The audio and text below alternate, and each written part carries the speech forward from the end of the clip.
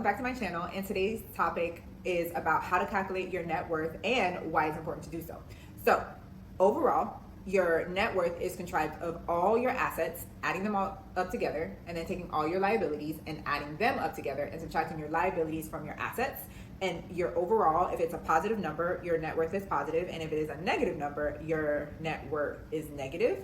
And the goal is to be positive, but high chance, if you're an American, it's going to be negative when you first do it. Because when you first do it, you probably are not at a place where you want to be with your money, but you're at a place where you want to become better with your money. So your assets are things that you have that have value. Normal types of assets will be a home, a car, a degree, because that's an asset, jewelry, things that people like to collect, collectibles, things like that. The liabilities are the bills you tend to own on those same set assets. So like the loan for your house, the loan for your car, the loan for your degree, student loans, things like that. Those you have to take into account. And hopefully those are less than what they are valued at. But if not, we can always make a plan to make it better. Now, when doing your net worth, you can choose to have a conservative or a liberal approach. I tend to have a liberal approach because I don't know. I am like a big stakes person. I want to see the best that it can be, but I do understand why people do conservative values, because they want to not get too excited and be conservative with what they feel they are comfortable with in representing their net worth. Because your house could be said that it's valued at $300,000, but when it's time to actually sell it, if you're desperate and it is a buyer's market, you might have to go undervalue. So a conservative approach would be, when you're trying to say how much your house is worth as an asset, you would just do what you bought it for 5 or 15 years ago. Or a liberal approach would be what Zillow or Realtor.com or Redfin says your house is worth. And I've heard that those tend to be over what you will actually sell it for. It's all about what you prefer. And then another part of being liberal is that you may put the market value of luxury items, like for women or men, it could be your luxury purses or travel gear or watches and whatnot. Some people won't even put that in there without knowing that you can sell that stuff and you can get your money back. So I include it because you can get some money, and those things add up if you have a few items. And I don't have much, but I have a few items and it adds up. So for me, we'll go over like what my personal net worth tally is at the moment, and then I'll talk about like the progression it is made. So for me, my assets include a house, a car, my savings, my retirement, and luxury. So my house is at $260,000. My cars, I have 2 at 11. Only one is in commission though, so that's annoying. Savings at $32,000. My retirement at $196,000, and that is for me liberal because half of that is from my job and their stock, and half of it is from me, but a little bit, more or less half. One is more than the other. And then my luxury items, I put at $5,000, which is like pretty cool. Because I think if anything, if I sold it tomorrow, I could probably get like $3,500, but I'm putting $3,500 if I'm desperate.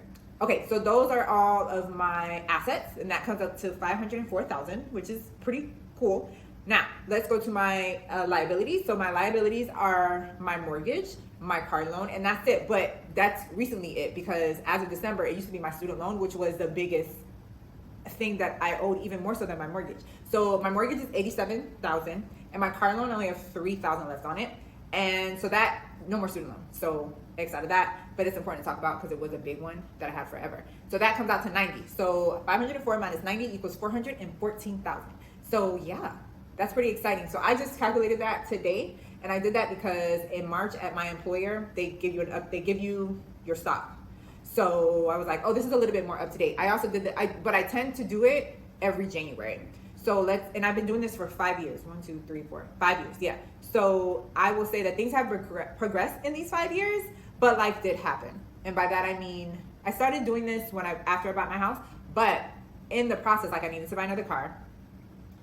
That just happened. And then also I was able to pay off my loans, but that was a hard thing. It took 9 years.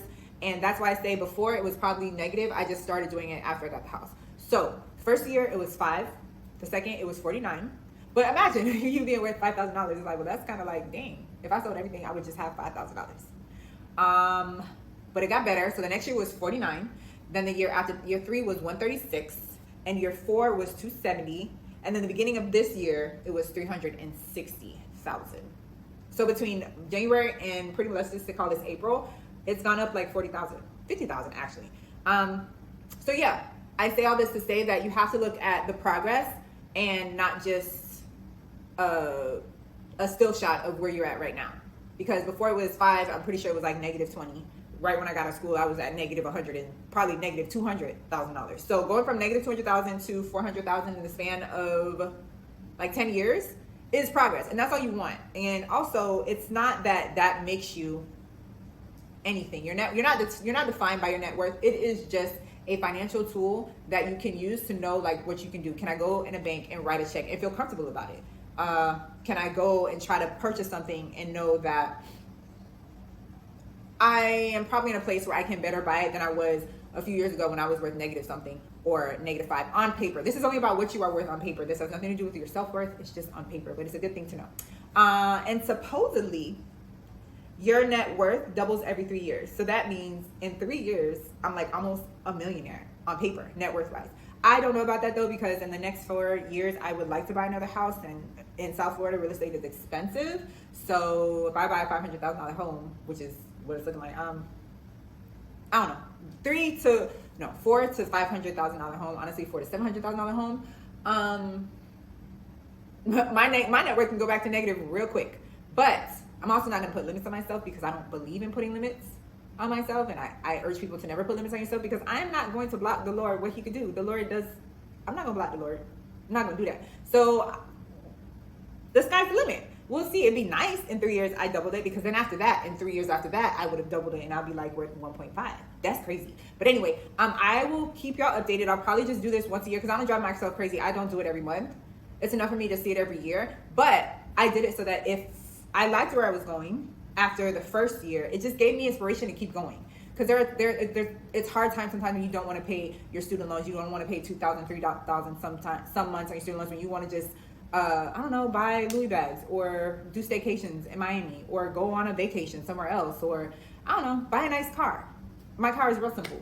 I would like a Benz or a Beamer truck, but I'm trying to make a business pay for my Beamer truck. I got off topic. However, it's just to keep yourself updated, and I would try to do it once a year, and I'll give y'all an update. So I want to hear now, like, hopefully you're tracking too. I don't want to know your personal number. You don't have to tell me that. But, comment if you see the importance in this, and if you have been tracking or this has inspired you to track now. Because there's a lot of stuff going on in this financial world, and it's important to know your numbers. So, yeah, thank you guys so much for watching, and I will be back soon. Take care.